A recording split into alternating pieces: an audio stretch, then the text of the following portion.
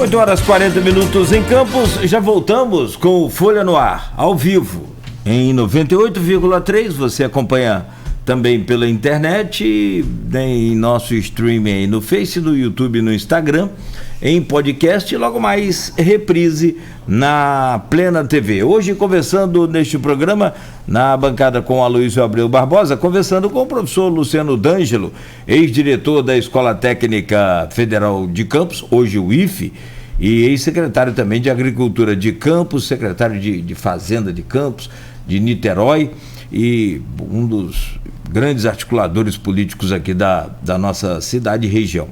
Aloysio, eu volto com você, peço a gentileza de abrir esse bloco. Luciano, você é professor, né? Muita experiência em avaliar e dar nota. Estamos aí mais de um ano e meio, né, de governo Vladimir, de 0 a 10, sua nota e por quê?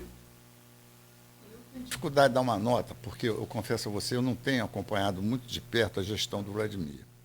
Mas, correndo o risco de ser injusto, eu não daria uma boa nota, porque cala fundo para mim que a questão da agricultura nesse município venha sofrendo um refrão de todos os principais últimos gestores municipais, últimos prefeitos, de que isso aqui é um município com vocação agrícola e nada é feito, nada praticamente é feito para a agricultura. Entra prefeito, sai prefeito.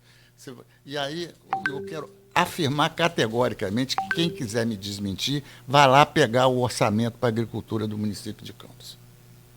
É uma vergonha o orçamento. E não há possibilidade de você fazer qualquer atividade de desenvolvimentista sem orçamento, sem dinheiro. Não adianta dizer, eu comprei 5 tratores. Um município com uma área geográfica dessa, você botar 5 tratores e que são a gestão é muito mal feita desses tratores, não tem planejamento.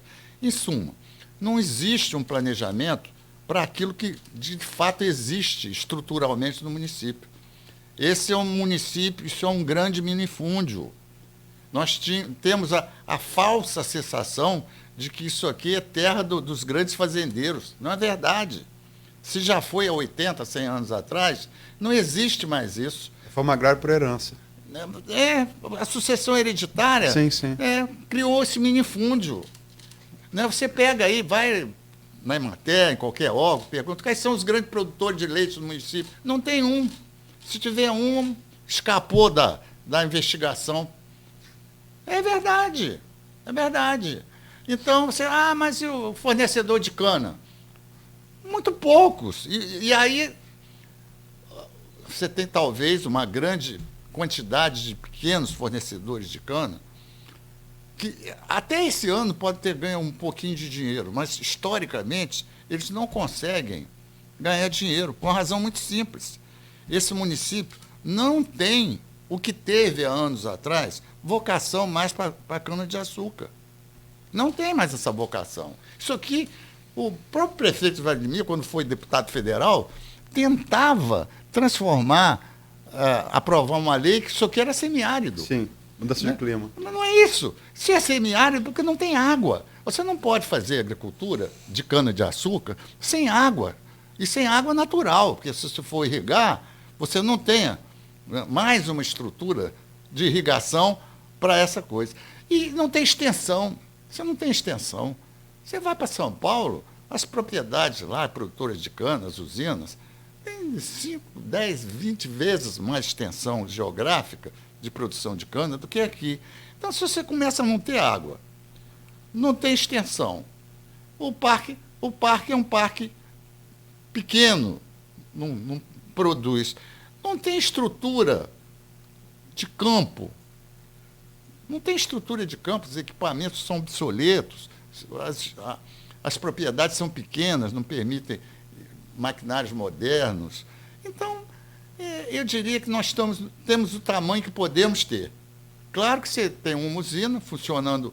2, né? 2 agora, né? Não. Agora vai ter terceira. Vamos ter uma terceira, né? Vamos ter uma terceira. Mas uma não é produção de açúcar, é álcool, mas é cana. de qualquer maneira é cana, e está no Canabrava, outro município. Canabrava. Né? Não, no outro município não, mas Não, eu diria que talvez a área de produção de cana seja mais do outro município do que a daqui. Então, eu acho que esse é um potencial. Agora, eu não estou aqui fazendo uma crítica para desestimular a produção de cana, não. Pelo contrário, eu acho que o que tem de área geográfica aqui, ela deve ser transformada em algo com muito mais produtividade. Né? E aí falta assistência. Falta assistência. Mas as usinas dão alguma assistência? Um pouco, mas é muito pouco. Né? Você pegar a produtividade média dos hectares daqui, comparar com as outras regiões, ela é muito menor. E é isso que faz dar dinheiro. Você tem uma mesma área produzindo muito mais. Né? E você vai ver que, em contrapartida, aquelas propriedades todas que tinham cana-de-açúcar, que chegamos a produzir 7 milhões, quase 8 milhões de toneladas de cana, né? Já chegamos a produzir isso. Elas se transformaram em propriedades para criação de gado de corte, de uma baixa rentabilidade. Né? Você vai para o leite, é a mesma coisa. As propriedades são minifúndios, com pouca produtividade de leite. Eu diria, onde é que está a vocação agrícola desse município? E aí eu quero responsabilizar, desafiar o prefeito mesmo. Ele tem que fazer um mega investimento na agricultura, botar dinheiro no orçamento. Né? O mínimo é fazer um censo agropecuário, até para você fazer um planejamento. Você tem que ter um plano. Não adianta ficar falando o que eu estou falando aqui, e você pergunta, você tem solução para o problema? Eu digo, não tenho solução, nem devo ter. Quem tem que ter é uma discussão profunda e ter um bom planejamento para esse município daqui a 10 anos ser considerado um município com vocação agrícola. Né? E eu acho que cabe a esse prefeito, para interromper a sequência de prefeitos que não colocaram dinheiro na agricultura, e começar a fazer isso. E aí eu estou me dirigindo ao prefeito Vladimir, para ele construir essa solução. Né? Ela não existe, infelizmente não existe. E são 1.700 propriedades entre quilombolas e assentados. Há 10 anos atrás, o próprio INCRA tinha uma equipe de assistência técnica para os assentados. Essa equipe foi embora, desapareceu. Estão lá. Quem produz por vocação intuitiva, de geração do avô para o pai, para ele. Ele vai produzir muito mal. Né? Aí você teve, na gestão passada do Rafael, o Nildo, que era secretário de Agricultura, bem intencionado, tentou reativar o SEASA, com o argumento de que a comercialização era impeditivo para... Você não tem produção, não adianta ter comercialização. Agora, se não tem comercialização, também inibe a produção. Essas coisas estão imbricadas. Né? E é possível, hoje, que você tem alguns entrepostos em lugares diferentes, né, que talvez seja o desejo dos pequenos produtores, tem um entreposto na Baixada, um entreposto lá na região norte, de forma que o escoamento possa se dar de forma... Até que o município tenha pujança para ter um SEASA, né, consistente. Eu posso só fazer uma colocação nessa questão da agricultura. De fato, a gente vê aí essas 1.700 posses que o senhor falou, dessas são propriedades, assentados, né, pequenos proprietários, só de assentados, fora um conjunto enorme de mais de 8 mil, 7 mil pequenos proprietários que não são de assentamentos, não são de reforma agrária, que também estão na mesma situação dos assentados. A coisa seria passar pela agricultura familiar que o senhor fala? O senhor Isso mesmo. Olha, eu fui secretário de Agricultura e, modéstia à parte, eu recriei um conselho de agricultura. Botei as universidades todas dentro do conselho, os organismos todos que cuidavam da agricultura, e esse conselho começou a funcionar. E nós começamos a fazer pequenos planejamentos. Governo Arnaldo, né? Governo Arnaldo. E quero dizer que o Arnaldo fortaleceu essa decisão. botou algum dinheiro no orçamento, mas mais do que Naquela isso... época tinha sobrando, né? Isso, estava começando a sobrar, não estava sobrando nessa época, foi 2000, estava começando a ter royalties. Começando a entrar PE, né? Isso, estava com força. começando, não tinha aquela abastança, não. Tanto é que as decisões foram muito mais de organização do que propriamente de distribuição de recursos, né? Mas, se você olhasse a cidade naquela época, ela era recheada de terrenos com hortas, que era um programa em parceria com a Petrobras. Esse programa foi extinto. Era um programa que... Horta comunitária, primeiro governo Garotinho. Isso, era um programa interessante, isso desapareceu. Né? Porque precisava um pouco de energia para tocar, né? Vocação, decisão. Essas coisas foram desaparecendo. Né? Então, naquela ocasião, 3 programas foram criados. Um programa de assistência à bacia leiteira. Pequeno produtor, eu criei um posto de inseminação para o pequeno produtor. Tinha um inseminador, tinha o sêmen, o pequeno produtor, a única coisa que fazia era ligar para o celular do inseminador e dizer que a vaca estava no cio. Era só isso. De modo que esse programa faliu. Depois veio um balde cheio, que era um programa que não era do município, era um programa que veio de fora, deu uma certa assistência, até com um bom técnico, mas não foi fortalecido. E eu diria que hoje eu soube que existe um programa numa cidade mineira, Cidade de Estrela, soube pelo técnico muito competente aqui de Campos, que é o Dr. Cláudio Vilela, que eles estão fazendo um belíssimo programa de transferência de embrião para o rebanho leiteiro. E esse programa está viabilizado, e quem faz é uma prefeitura pequenininha, uma minúscula prefeitura do interior de Minas. Quer dizer, tem solução, precisa ter decisão política. Deixa eu fazer uma pergunta aqui do José Roberto Crespo, médico, ex-presidente do CIMEC, Sindicato dos Médicos de Campos. E também ele não nomina aqui não, mas ele faz a referência que eu queria colocar. Luciano, a pergunta de José Roberto que eu vou acrescer com um adendo. Luciano, bom dia. Minha pergunta para você é sobre agricultura. O município, nas últimas décadas, abandonou a zona rural, estradas sem manutenção, canais obstruídos, várias linhas escolares desassistidas, além de nenhum incentivo ao produtor. Mesmo hoje, com o técnico à frente da Secretaria de Agricultura, que eu queria citar, o professor Almir Júnior, ex-reitor da UENF, os recursos disponíveis são muito aquém das suas necessidades. Como convencer o governo que o investimento na agricultura, pecuária, de campos pode trazer mudança importante na nossa economia? É uma boa pergunta, né? O Zé Roberto está com uma boa avaliação. É isso, é fazer um desafio ao prefeito, provocar o prefeito, de certa forma, fazer uma denúncia do imobilismo que a agricultura sofre nesse momento e, de certa forma, dar uma sacudida nessa poeira, né? E é uma coisa que é saudável. Eu diria que se o prefeito avançar nessa decisão, ele tem um bom técnico à frente da secretaria. Eu conheço o Almir. O Almir é um profissional competente e eu estou aqui fazendo uma defesa dele. Eu estou pedindo que bote orçamento para ele poder trabalhar. Que o Almir considere a minha crítica como algo que vem ao lado dele, né? Não contra ele, né? Até porque ele é um bom técnico, com o dinheiro ele vai poder fazer um ele tem trabalho feito melhor. Trabalho de recuperação das estradas, né? Mas é um pequeno trabalho de recuperação de estrada, que é importante, mas Ponte, isso é muito insuficiente, né, Luiz? Muito insuficiente. Não, eu só estou citando porque... É verdade, isso foi existe. Foi feito. E é a única coisa que eles citam como realização mesmo, né? É importante, mas é muito pouco. E o papel do vice-prefeito Frederico Paes, que é um homem do agronegócio, um industrial do açúcar e do álcool, presidente da Coagro. Com toda a falta de cerimônia que esse programa tem que ter, eu diria que ele tem uma visão muito focada na questão açucareira. E é exatamente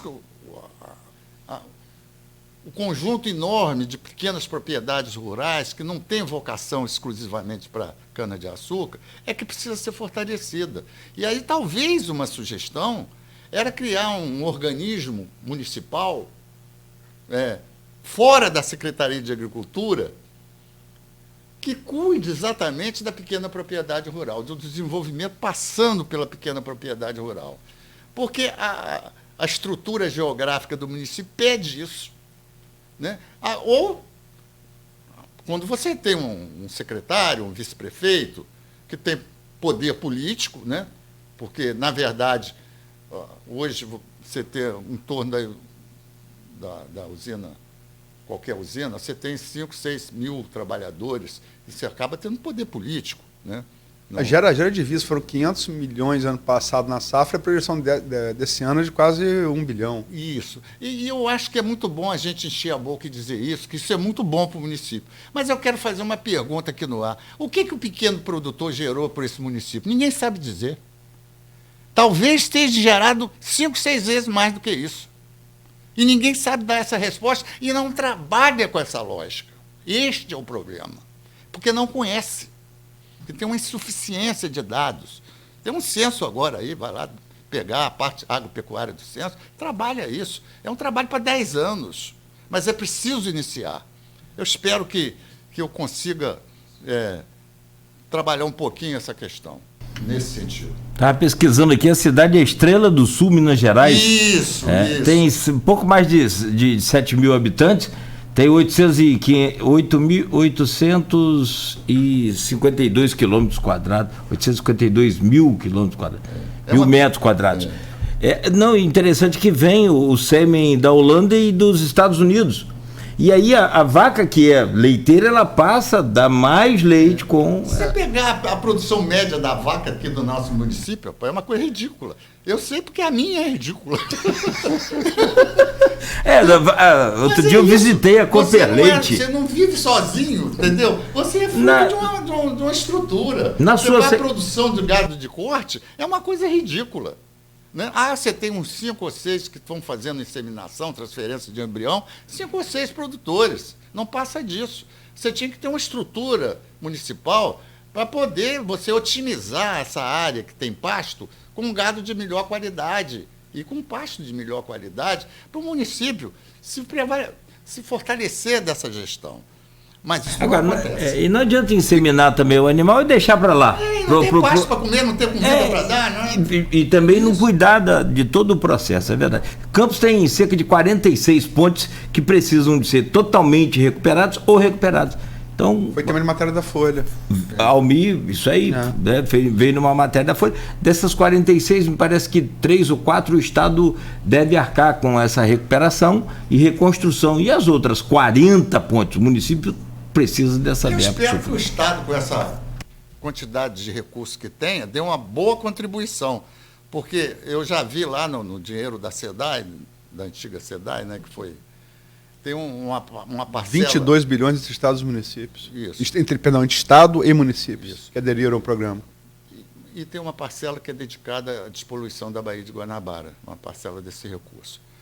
Agora, tem uma parcela que, se está despoluindo a Baía de Guanabara, está poluindo a política.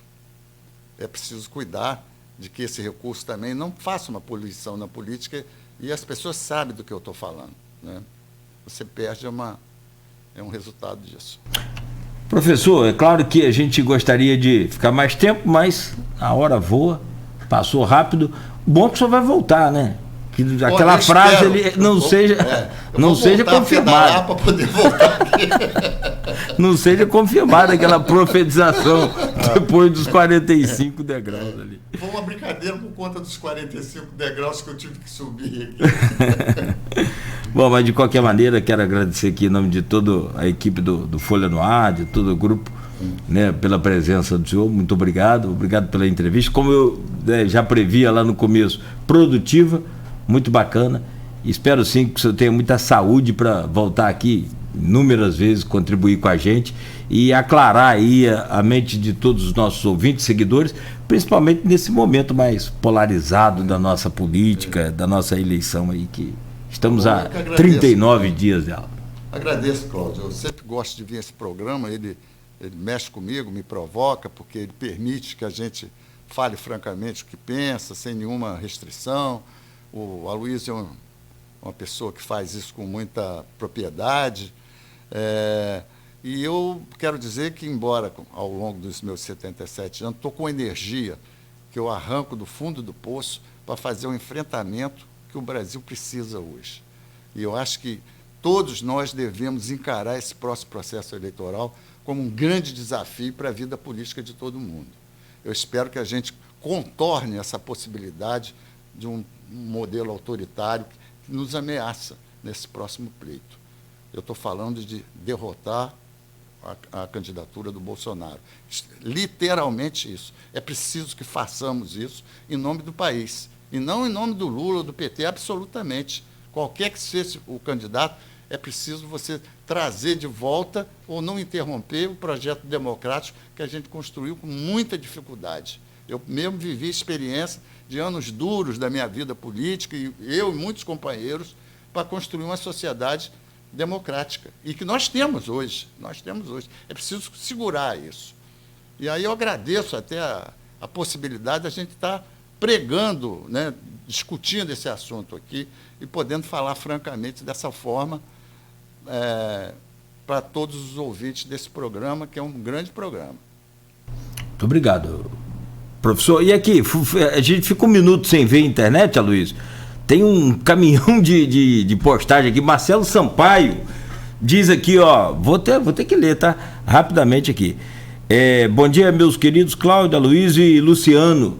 Que prazer estar assistindo esta entrevista com meu ex-professor Luciano, que junto aos também professores Aristides, Arthur, Sofiati e Luiz Magalhães, foi importante apoio na minha primeira manifestação estudantil em 1980 no Liceu de Humanidade de Campos. Na oportunidade tinha faltado água nos bebedouros e interrompemos todas as aulas, indo para frente do colégio gritando: sem água potável, o ensino não é rentável.